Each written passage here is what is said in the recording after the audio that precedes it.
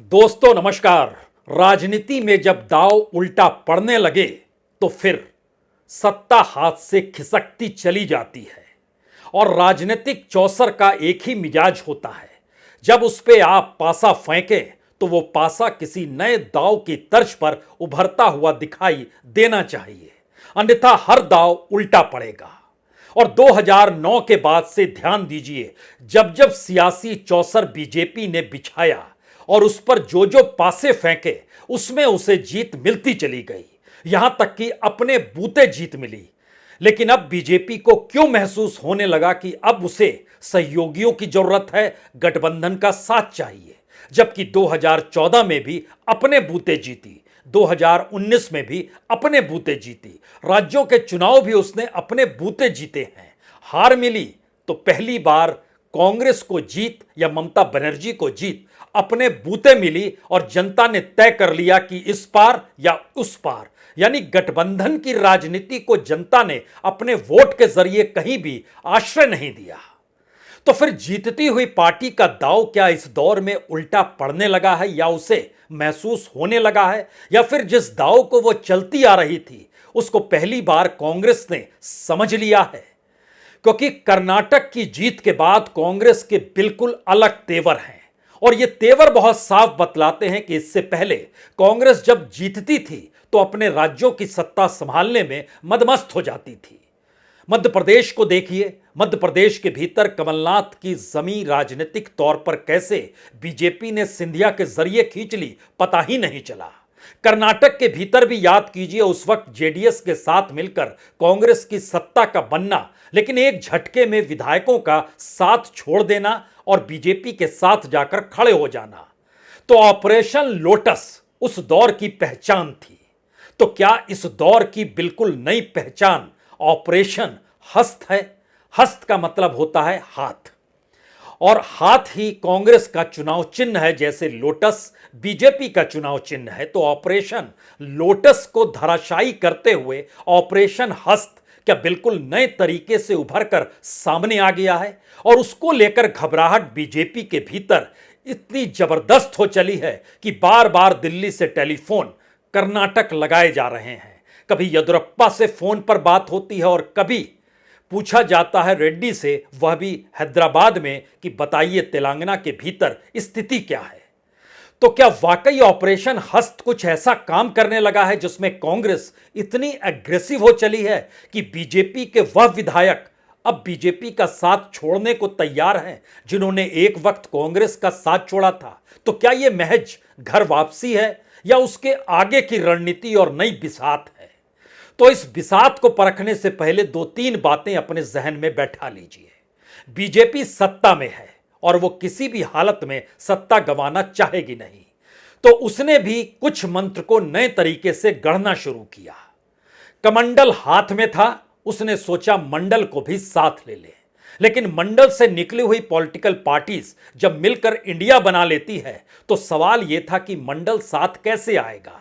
तो क्यों नहीं मंडल के भीतर ही एक लकीर खींची जाए, यानी मंडल से निकले हुए राजनीतिक दलों के पास समूचा पिछड़ा तबके का वोट ना जाए, उसके भीतर एक लकीर खींची जाए। और बीजेपी ने इसे खींचना शुरू किया। लेकिन दूसरी तरफ उसे इस बात का एहसास हो चला कि अगर ऑपरेशन हस्त कर्नाटक में चल गया, ऑपरेशन हस्त अगर तेलंगाना में चल गया, तो उसके बाद जो राज्यों के चुनाव होने वाले हैं और वहां पर अगर कांग्रेस जीतती है, और चूंकि राज्य दर राज्य असर पड़ते चला जाता है पॉलिटिशियंस पर, क्योंकि पॉलिटिशियंस भी किसी कबूतर के सरीखी होती हैं। एक कबूतर कहीं आकर बैठता है, उसके बाद ध्यान दीजिए पूरा झुंड आकर वहां बैठता है। एक कबूतर उड़ता है, सभी उड़ जाते हैं। और राजनीति का यह मिजाज कर्नाटक में जीत के बाद कांग्रेस के साथ कुछ ऐसा जुड़ गया कि तेलंगाना के भीतर भी हड़कंप मच गई। इसका एहसास दिल्ली को नहीं था, ऐसा भी नहीं है, बिल्कुल था। और इसीलिए उसने प्रदेश अध्यक्ष को बदल डाला और उसके बाद उसने अपने तरीके से वहां पर ऑपरेशन शुरू किया। लेकिन मुश्किल तब आ गई जब तेलंगाना में जो केसीआर हैं वो बीजेपी के साथ केंद्र में खड़े हो गए। मैसेज राज्य में यही गया, केसीआर इंडिया के साथ नहीं, बीजेपी के साथ खड़े हैं। तो जो केसीआर की पार्टी के भीतर विधायक रूठे हुए थे, बीजेपी को लेकर लड़ना चाहते थे, उनके सामने मुश्किल हालात खड़े हो गए। और यही हालात बीजेपी के भीतर खड़े विधायकों के साथ भी खड़ा हो गया कि सामने केसीआर से अगर हाथ मिला लिया गया तो फिर वो जाए कहां।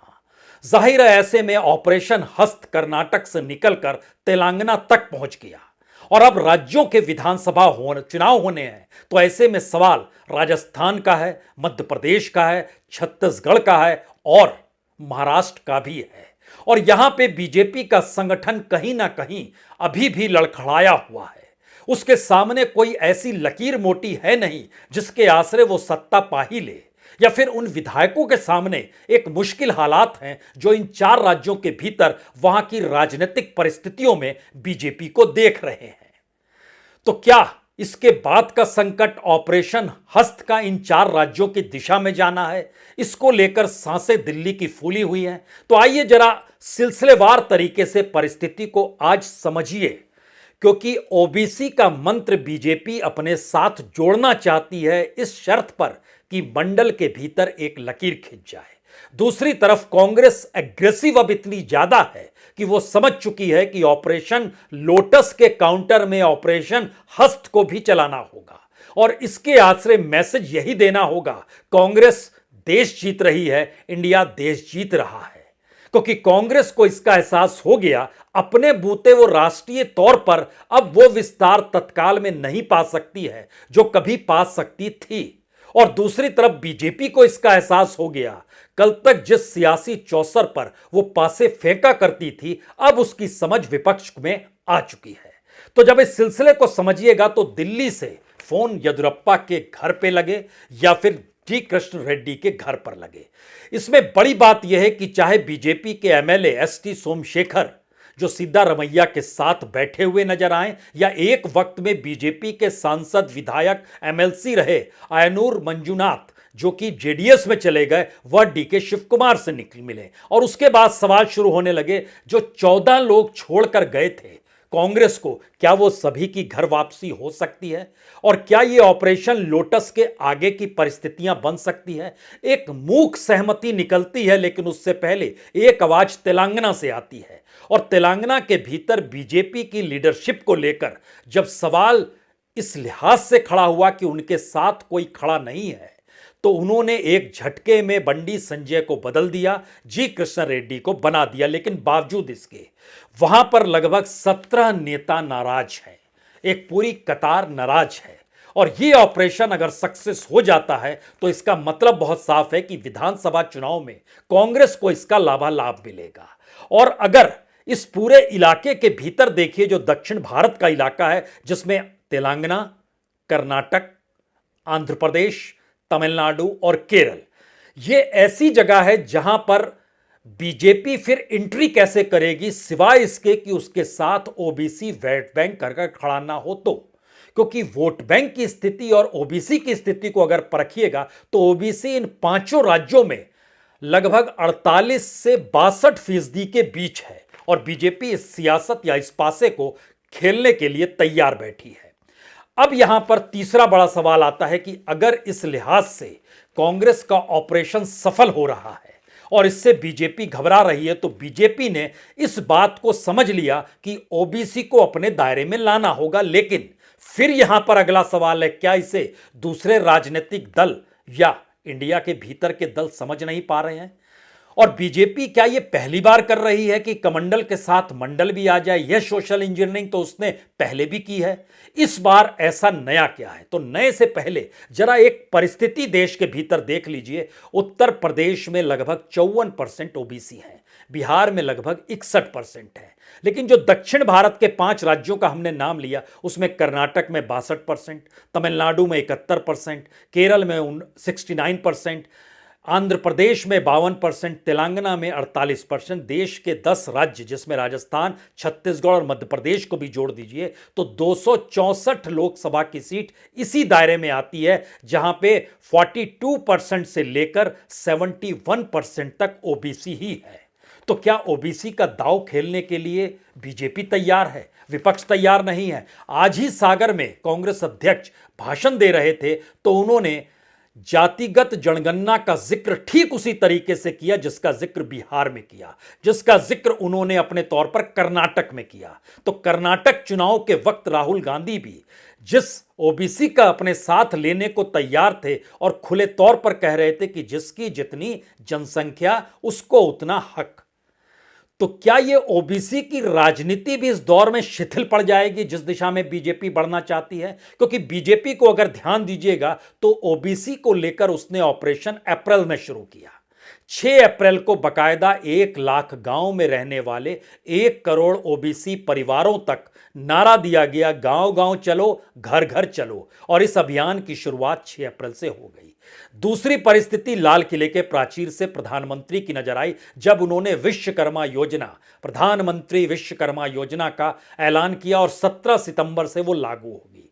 उसके दायरे का मतलब यह है कि जो देश की 923 जातियां हैं उसको कम ब्याज पर कर्ज मिल जाए, और उसमें उन जातियों का नाम बीजेपी अब लेने लगी है जो कि अति पिछड़े में आते हैं, और पिछड़े के भीतर जो आरक्षण का लाभ कमोवेश 8-10 जातियों को तो मिल जाता है लेकिन बाकी जातियों को नहीं मिल पाता है, जिसमें लोहार है, वर्दी है, कहार है, नाई है, धोबी है, बिंद है, इन सबको नहीं मिल पाता है। तो इनको कैसे अपने साथ जोड़ा जाए? और तीसरा दांव बीजेपी का रोहिणी आयोग का है। इसमें ओबीसी के भीतर जो लगभग 2600 से ज्यादा जो जातियां हैं या कहें समुदाय हैं, उसको आरक्षण की कैटेगरी में लाने के साथ साथ उसको सब कैटेगरी में तब्दील किया जाए, और सब कैटेगरी के जरिए आरक्षण का लाभ उन्हें कैसे मिले, इस दिशा में बीजेपी अपने दांव को चल रही है। अब यहां पर सवाल है, क्या इसे इंडिया नहीं समझ पा रहा है? बिल्कुल समझ पा रहा है। कांग्रेस ने अपने तौर पर जातिगत जनगणना का साथ दिया। रायपुर अधिवेशन में खुले तौर पर ओबीसी पर कांग्रेस का प्रभाव कैसे पड़ेगा, किस रूप में पड़ेगा, तो प्राइवेट सेक्टर में ओबीसी को आरक्षण दिलाएंगे, इसका जिक्र कर दिया। सामाजिक आर्थिक जातिगत जनगणना का जिक्र हर राज्य में हो, इसका जिक्र कर दिया। और अपनी सीडब्ल्यूसी के भीतर आरक्षण जो हो एससी एसटी के साथ ओबीसी का हो, इसका जिक्र भी हो गया। और राजस्थान ने तो 25%, 21% से 27% आरक्षण कर दिया ओबीसी का। राहुल गांधी ने बहुत साफ तौर पर ओबीसी के साथ नारा देते हुए जनगणना और साथ में सुविधाओं का ऐलान कर दिया। लेकिन तमाम दूसरी पॉलिटिकल पार्टी, समाजवादी पार्टी देखिए, ओबीसी को 50% आरक्षण मिले नारा लगा रही है। पार्टी संगठन में 56 पद जो हैं उसमें ओबीसी को वह दे रही है अपने तौर पर। जो जनता दल यूनाइटेड यानी नीतीश कुमार हैं, वो 32 सदस्यीय राष्ट्रीय कार्यकारिणी में 16 ओबीसी को रखे हैं, अति पिछड़ों को जगह दे रहे हैं। ममता बनर्जी ओबीसी छात्रों को 800 रुपए महीना छात्रवृत्ति, उसका नाम उन्होंने मेघाश्री दिया, इसके भविष्य में काम कर रही हैं। डीएमके यहां तक कि स्टालिन भी अप्रैल में सोशल जस्टिस सम्मेलन करते हैं। यह मैसेज क्या है? यह मैसेज बहुत साफ है कि ओबीसी वोट बैंक मायने रखता है। और दूसरी तरफ मैसेज क्या था? जो पुराने दांव चले गए थे, कांग्रेस उसको काउंटर करने के लिए अब अगर अपने कांग्रेसी हस्त के आश्रय और चुनावी जीत को उसमें समेटते हुए बीजेपी को धराशायी कर रही है, तो फिर बचेगा क्या? और यह परिस्थिति बहुत ज्यादा परेशान इस वक्त बीजेपी को कर रही है, क्योंकि बीजेपी को इस बात का एहसास है 2009 के लोकसभा चुनाव में उसे सिर्फ 22% ओबीसी वोट मिला था। नरेंद्र मोदी आए तो उन्होंने खुद को ओबीसी कहा। पार्टी अध्यक्ष अमित शाह ने कहा देश को पहला ओबीसी प्राइम मिनिस्टर मिला है। वोट परसेंटेज 22 से बढ़कर 34% हो गया ओबीसी का, और 2019 में यह 44% हो गया। वहीं कांग्रेस घटती चली गई, 2009 में 24% था, उसके बाद 15-15%। लेकिन मंडल से तो वह पॉलिटिकल पार्टीज निकली थी जिनकी पहचान ही जातिगत तौर पर थी, तो जो उस दायरे में आते हैं उनको 2009 में 54% वोट मिला था, 2014 में घटकर 51% होता है, और 2019 में घटकर 41% होता है। बीजेपी इन पॉलिटिकल पार्टी से ज्यादा वोट बैंक ओबीसी का अपने साथ ले लेती है, 44%।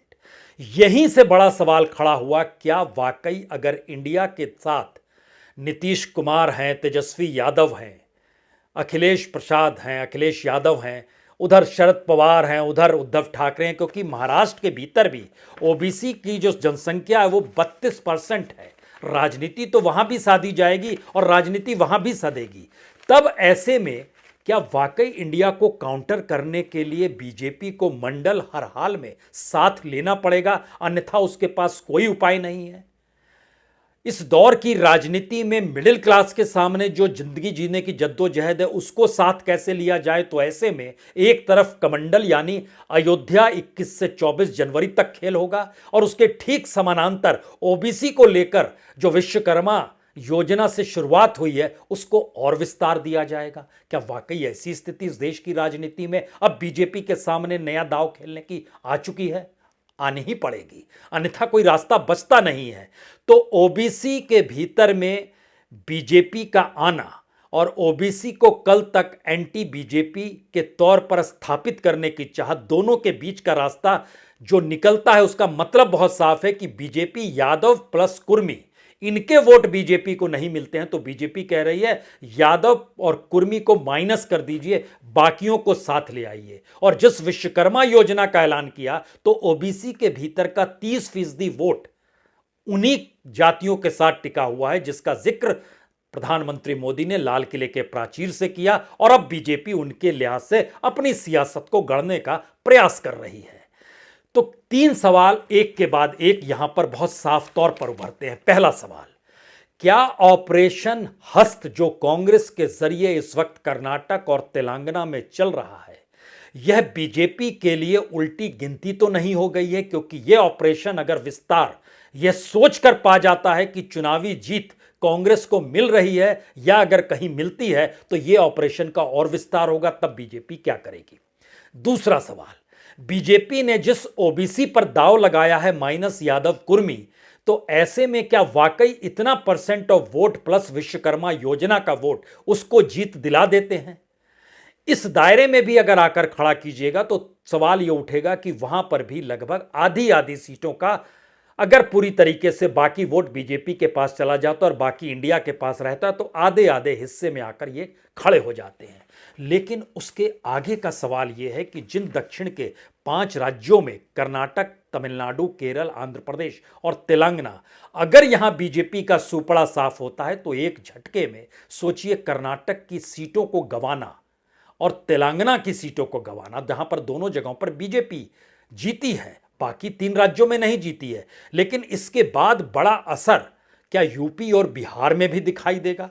और अगर यह दिखाई दे रहा है और इसमें अगर दलित की एंट्री हो रही है तो यह डबल खतरे की घंटी बीजेपी के लिए बजने लगी है। यह 3 परिस्थितियां बताती हैं कि 2024 के चुनाव के जाने से पहले जो राजनीतिक प्रयोग कांग्रेस कर रही है और जिस राजनीतिक प्रयोग को ओबीसी के जरिए इंडिया करना चाह रहा है, इन दोनों को काउंटर करने की स्थिति में बीजेपी के सामने सबसे बड़ी मुश्किल यह है कि बीजेपी की पूरी ताकत और पूरा रिमोट दिल्ली के पास है, जो स्थानीय तौर पर काम ही नहीं करता है। वहां का कोई नेता ठसक के साथ कह ही नहीं सकता है कि हम जो सोचते हैं हमारी राजनीति इस दिशा में बढ़नी चाहिए, वो नहीं कह पाता है। इसीलिए येदियुरप्पा से फोन पर बातचीत और येदियुरप्पा की खामोशी, जी कृष्ण रेड्डी से बातचीत, जी कृष्ण रेड्डी का हां नहीं में जवाब, ये दोनों परिस्थिति बताती है कि मुश्किल हालात तो है। तो क्या अपने ही दांव बीजेपी के लिए उल्टे पड़ गए?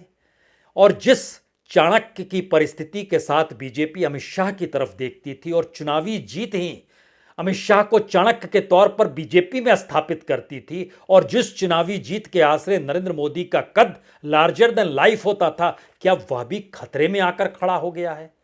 ये सारे सवाल 2024 के इर्द गिर्द आकर खड़े हो चले हैं, क्योंकि पहली बार विपक्ष नहीं, कांग्रेस नहीं, हर कोई इस रूप में एकजुट हो चला है और यह जानने और समझने लगा है कि अगर बीजेपी के साथ 2-2 हाथ करना है तो फिर पारंपरिक तरीके से चुनाव नहीं लड़के जीता जा सकता है, बल्कि उन्हीं दावों को और उन्हीं वादों के आसरे चीजों को आगे बढ़ाना होगा, जिस दाव को बीजेपी चलकर अभी जीतती चली आई है। लेकिन कर्नाटक की जीत का असर अगर दक्षिण में है तो कल्पना कीजिए ये 3 राज्यों के जो चुनाव हैं यहां पर कांग्रेस की जीत का असर समूची हिंदी पट्टी में आएगा। और पहली बार सवाल यह उभरेगा कि क्या वाकई मंडल और कमंडल दोनों को एक साथ लेकर बीजेपी जो चलना चाहती थी वह उसमें फेल हुई या पास।